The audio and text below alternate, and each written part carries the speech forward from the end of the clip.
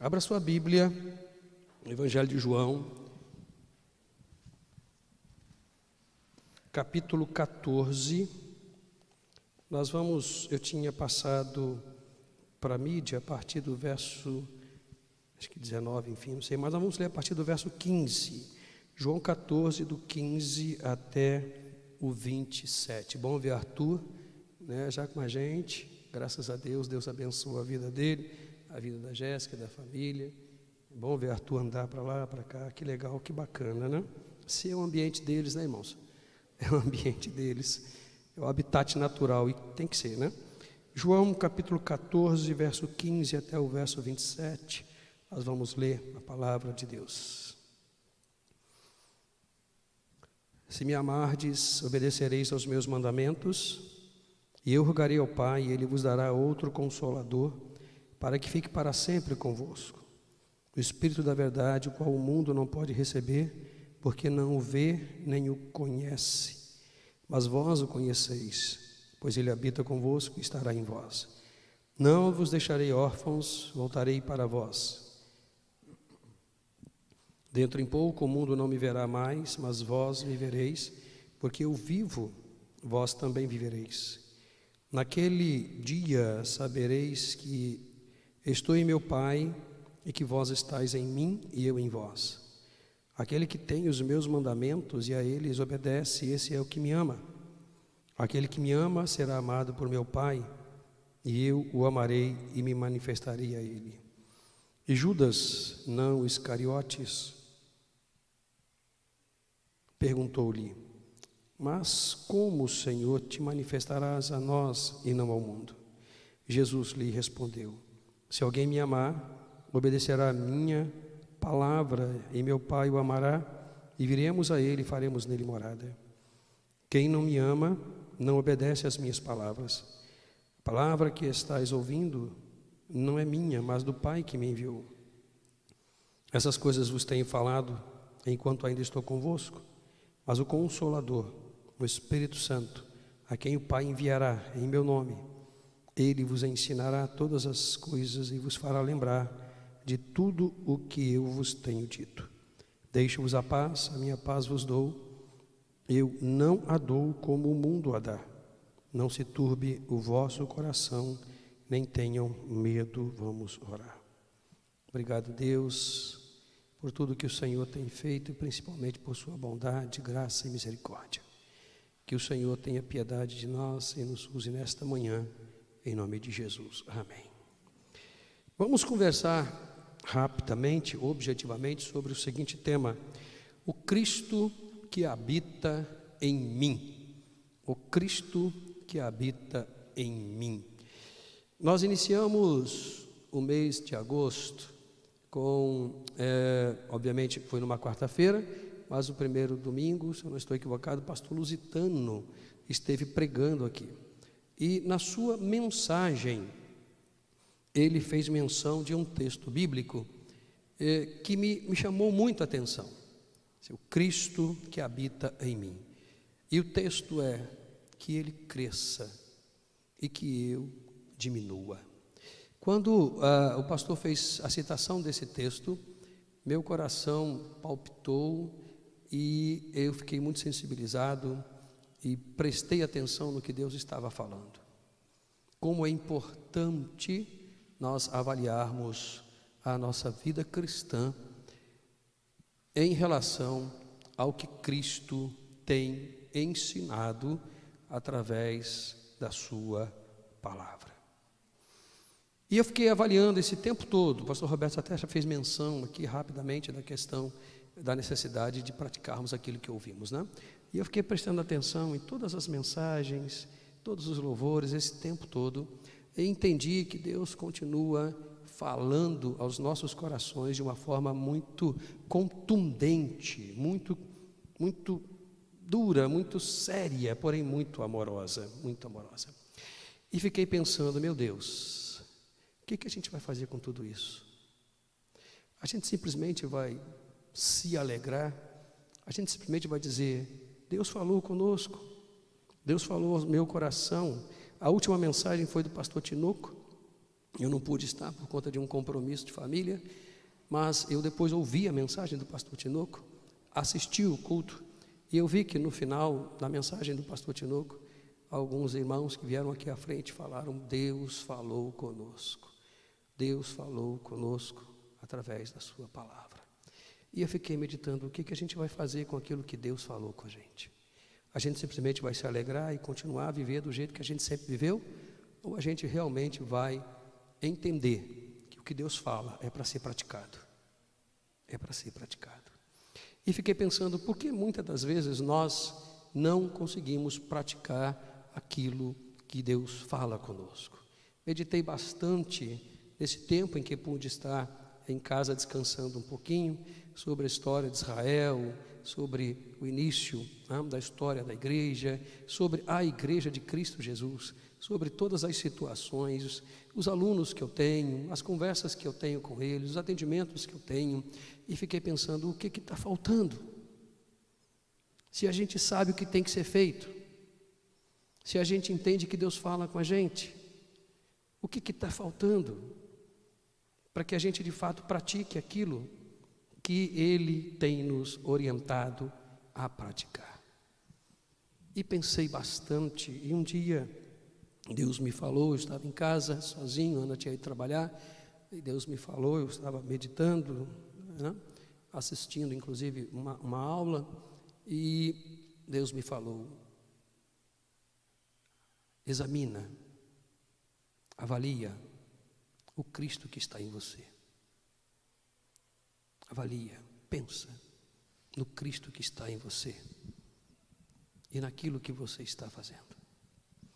E comecei a meditar e a conversar com Deus e a pensar bastante, a ler a Escritura Sagrada e a ler outros livros que eu tenho em casa, enfim, E Deus me levou a essa situação, a esse texto do Evangelho de João, capítulo 14, do verso 15 em diante, que é um texto que fala sobre o momento em que Jesus declara que ele iria partir, mas ele não deixaria a igreja órfã. E ele declara, não é apenas a questão da orfandade que está em discussão, é a questão de como eu vou cuidar de vocês. E ele declara muito bem isso, ele diz: eu vou morar em vocês, eu vou habitar em vocês, o Espírito Santo vai habitar em vocês, eu e o Pai e o Espírito Santo habitaremos em vocês. Isso me chamou a atenção, porque o Cristo que o mundo conhece é o Cristo que está em nós. As atitudes do Cristo que o mundo conhece são as atitudes que nós exercemos. As palavras que o Cristo que o mundo conhece são as palavras que nós falamos. Os pensamentos do Cristo que o mundo conhece são os pensamentos que nós pensamos. Ou seja, não existe nenhuma outra forma do mundo conhecer a Cristo senão através de nós. Ele não está aqui? Ele não está aqui? Somente através de nós o mundo vai conhecer a Cristo. Somente através das nossas palavras o mundo vai conhecer as palavras de Cristo. Somente através das nossas atitudes o mundo vai conhecer as atitudes de Cristo. Somente através dos nossos pensamentos o mundo vai conhecer os pensamentos de Cristo. Lembra do povo de Bereia? Lembra? O povo de Bereia conheceu o Cristo da igreja pela atitude e comportamento dos discípulos de Jesus. E eles concluíram que o Cristo que eles pregavam era de fato o Cristo, o Filho do Deus vivo, porque o que eles falavam é o que eles praticavam.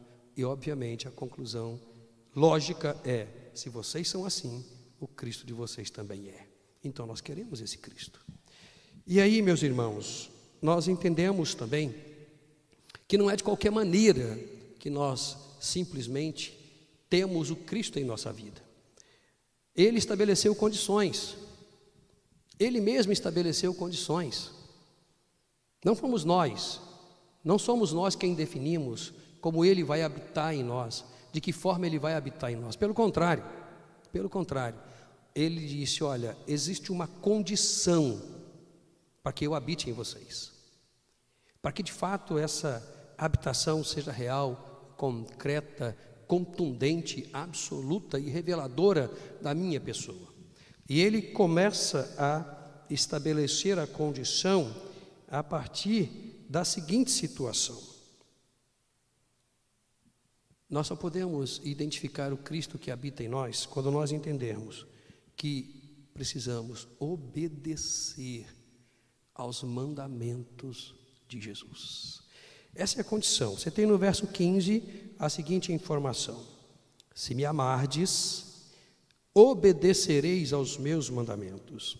Você tem no verso 21 a mesma condição: aquele que tem os meus mandamentos e a eles obedece, esse é o que me ama.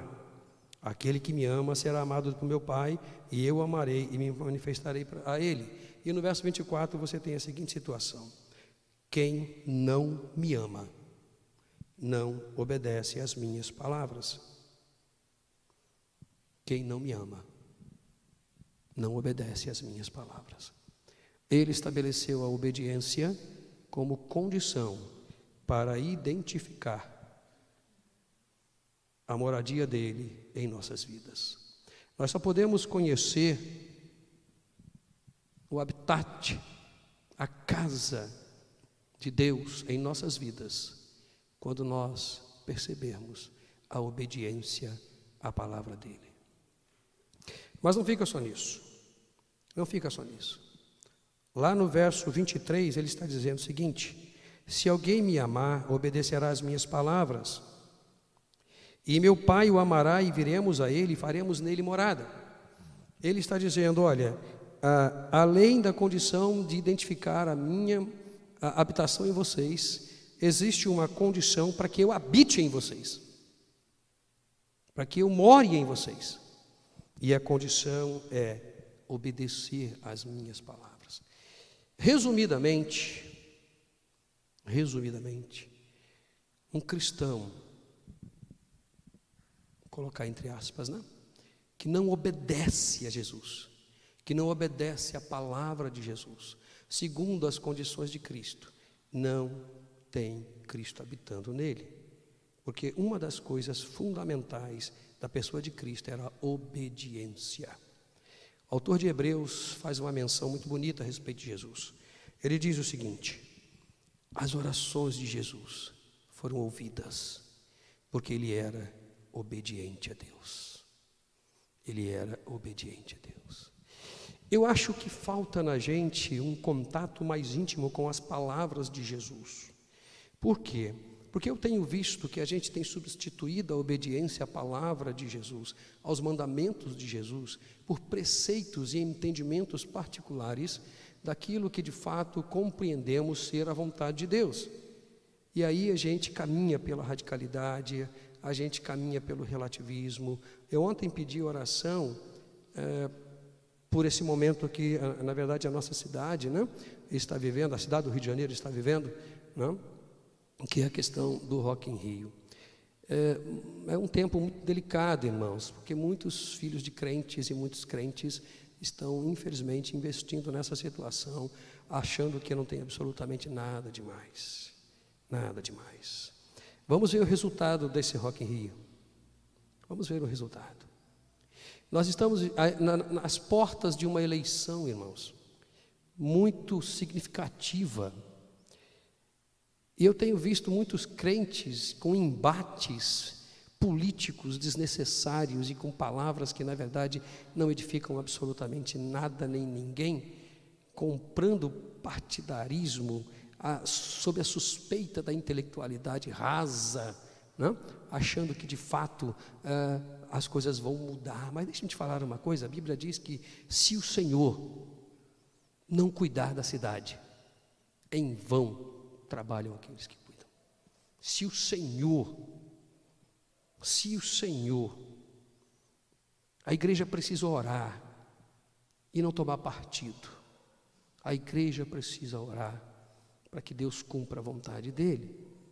E a vontade dele será feita independente do que nós pensamos.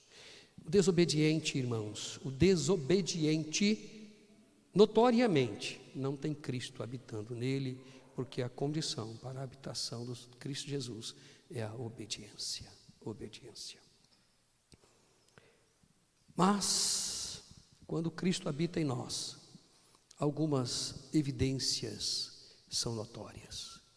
Eu queria compartilhar com os irmãos 4 características do Cristo que habita em mim e pedir aos irmãos que avaliem se essas características de fato existem na vida dos irmãos,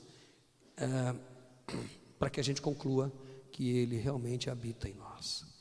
Primeira característica do Cristo que habita em mim, Ele é consolador. Irmãos, eu às vezes converso com algumas pessoas e fico pensando, o que está acontecendo com essa pessoa? Você chega para a pessoa e diz assim, meu irmão, eu queria dar um exemplo, eu não fiz nada. Mas peraí, irmãos, eu estou querendo dar um exemplo. Não, eu não fiz nada, eu não sou culpado de nada, eu não fiz nada. E eu fiquei imaginando que palavras essas pessoas ouviram durante a sua trajetória cristã, que elas não conseguem se sentir confortadas, consoladas, elas estão sempre na defensiva, sempre não quero, não bota a mão, não quero mais saber, não quero mais ouvir, eu cuidar da minha sanidade. Não fui eu. Será que elas foram consoladas? Foram amadas? Protegidas? Porque o Cristo que habita em mim, o Cristo que habita em nós, Ele é consolador. Ele traz palavras de conforto, palavras de carinho, e não palavras de maldição. Fulano é isso, ciclano é aquilo, fulano está errado, olha aqui. Não, Ele é um Cristo que nos consola, que nos ama, que nos leva no colo. Em 2 Coríntios capítulo 1, verso 3 e 4, nós temos uma palavra belíssima, belíssima, belíssima. Bendito seja o Deus e Pai de nosso Senhor Jesus Cristo, Pai das misericórdias e Deus de toda a consolação, que nos consola em toda a nossa tribulação, para que também sejamos capazes de consolar os que passam por alguma tribulação, por meio da consolação com que nós mesmos somos consolados por Deus. Você é consolador? Você tem consolado as pessoas? Tem amparado? Tem dado palavras de carinho? Palavras de valor? Ou você só tem criticado? Você só tem criticado. O Cristo que eu conheço, o Cristo que habita em mim, não critica ninguém. Ele valoriza, Ele anima, Ele exorta, Ele consola, porque todos nós passamos por dificuldades. Segunda característica do Cristo que habita em cada um de nós, ou que habita em mim, pacificador.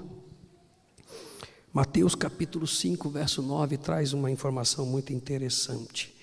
Quem será chamado Filho de Deus? Quem será chamado Filho de Deus? Bem-aventurados pacificadores, porque eles serão chamados filhos de Deus. O pacificador, irmãos, é aquele que promove a paz, mas ele promove porque ele tem a paz dentro dele. Às vezes a gente vê conflitos desnecessários e as pessoas chegam para a gente assim, não se mete nisso não bota a mão nisso não. Quanto a gente deveria estar levando a paz para a vida da pessoa, para o lar da pessoa, para que a pessoa caminhe pacificamente. A paz que Cristo dá para a gente, irmãos, é uma paz que não permite desequilíbrio. Você vê as pessoas que estão totalmente desequilibradas emocionalmente. Eu fui atender uma moça no seminário.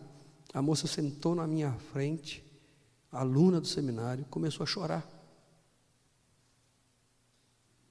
E ela ficou 20 minutos chorando. Eu falei, o que está acontecendo?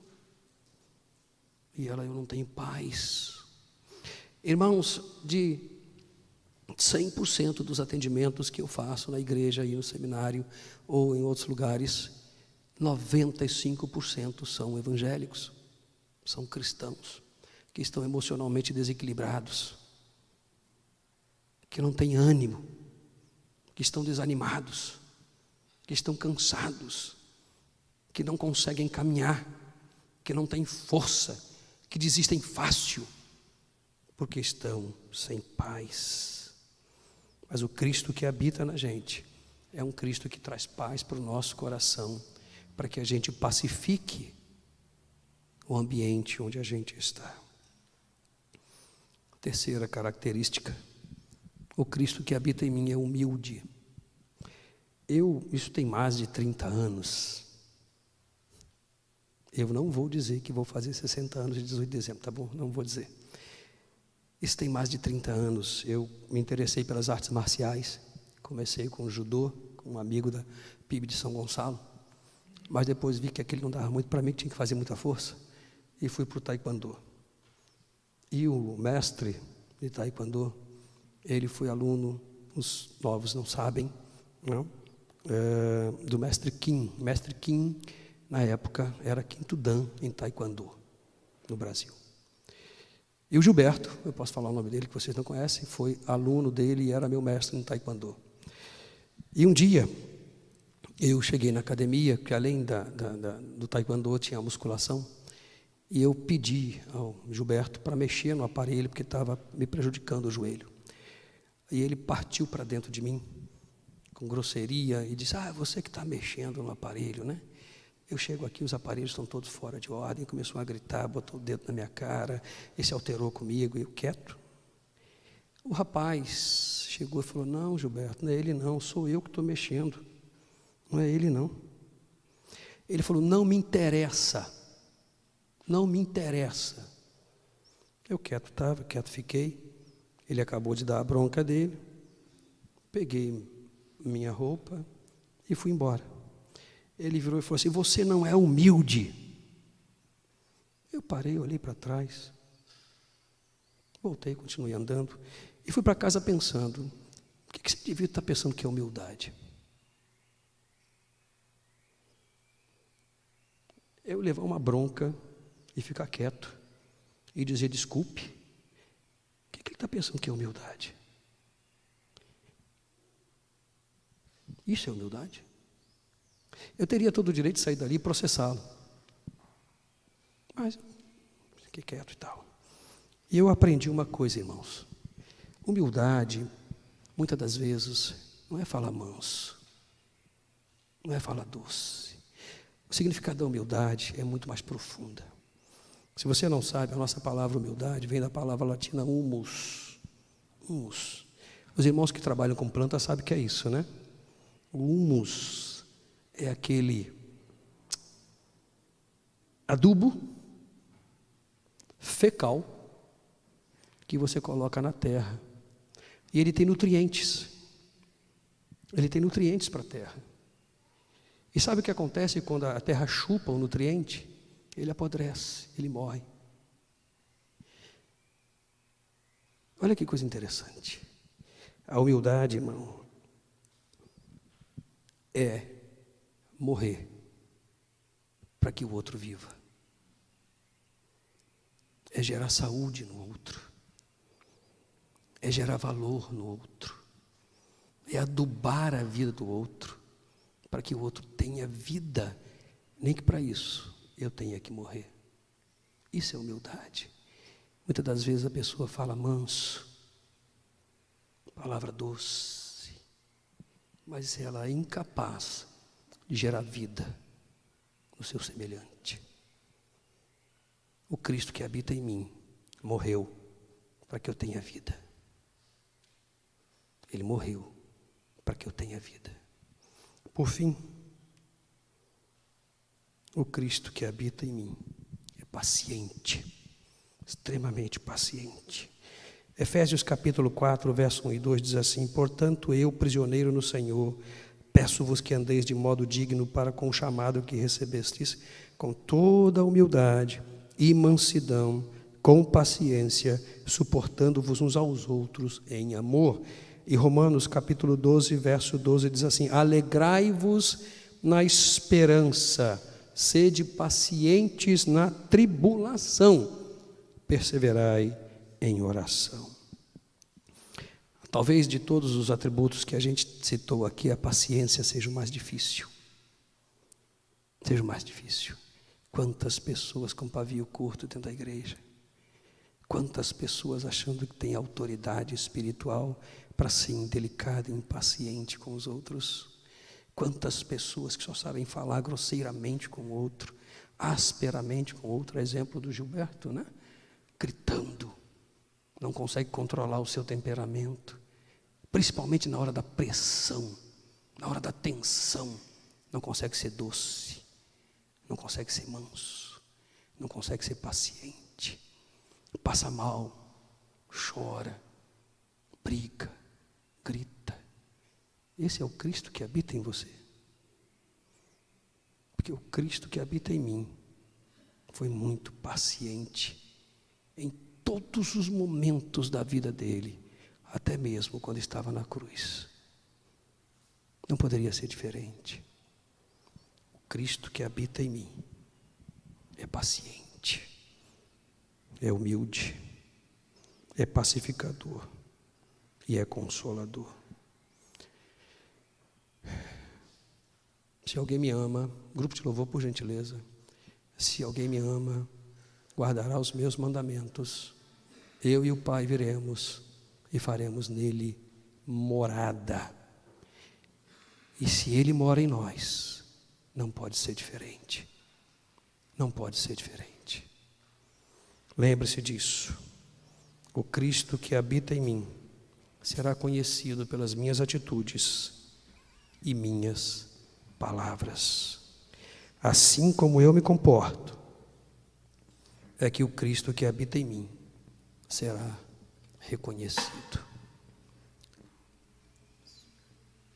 Qual é o Cristo que habita em você? As pessoas podem chegar para você e dizer: eu quero esse Cristo que mora em você. Ele é bom, ele é humilde, ele é paciente, ele é pacificador.